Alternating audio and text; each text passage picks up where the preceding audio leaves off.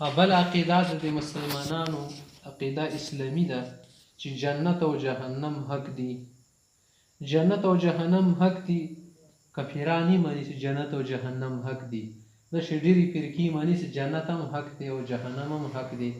خو جنت جهنم یل څه ته شي که نه؟ جنت د خوشحالۍ ځای ته ویلی شي، جهنم د غم او د تکلیف ځای ته ویلی شي. دا د دې خپله معنا ده. او جهنم او جنت دا دواړه ثابت دي، قرآن او حدیث نه ثابت دي. اعوذ بالله من الشیطان الرجیم.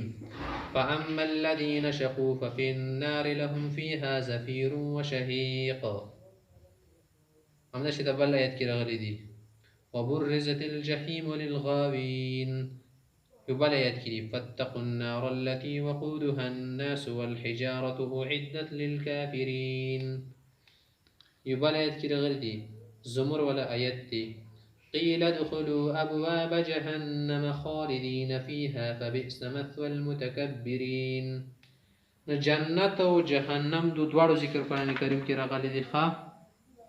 او دا جهنم چې کوم دی کنه د عذاب ځای دی. واما الذین سعدوا ففي الجنه، هغه د چې دی انعامونو ځای دی. صحیح شوه.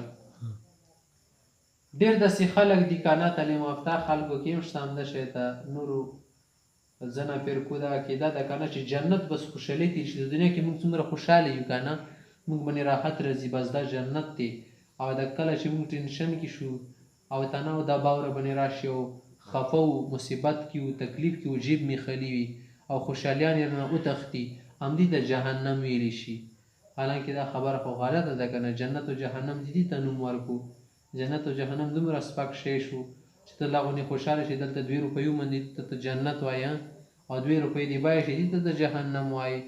جنت و جهنم خو ډېر څه دي.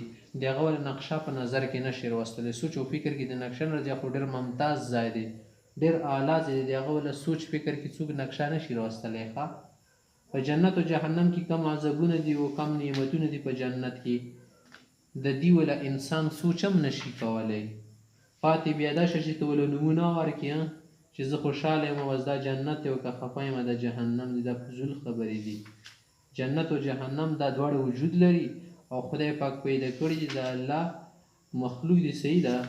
او همیشه دپاره یې پنه کېږي نه. ته خو د مال ته خوشحالېږي دا خو د 2 ورځو بعد کمیږي که نه ختمیږي. ورځې ته به ختم شي مال دې پرېږده ته به ترې نه مخکې شي سر به دې لاړ شي سر به وخوري خپل. همداسې جهنم دې ته وایي چې ته په غم کې نه جهنم ختمېدونکی شی نه وي که نه چې ته په کم غم کې دا ختمېږي. صحیح شوه. نو جنت و جهنم نه دا معنا اخیستل چې صرف سکون او تکلیف ته ویلی شي دا خبره غلطه ده. جنت و جهنم ډېر لوی مخلوقات دي. صحیح ده. جهنم ډېر لوی ځای دی او جنت هم. جنت مبارک کې الله رب کریم وایي سورې آل عمران آیت دی وسارعوا إلى مغفرة من ربكم وجنة عرضها السماوات والأرض أعدت للمتقين.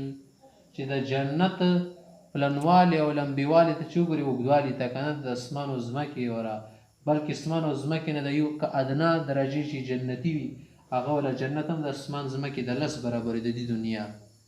بیا نورې پکې څه یلی شي مخته خوشحالۍ دي. څه خوشحالي ده؟ بس صرف ته خوشحالې غاښونه دې راباسي تا خوشحالي نه څوک بله خوشحالېدلی شي.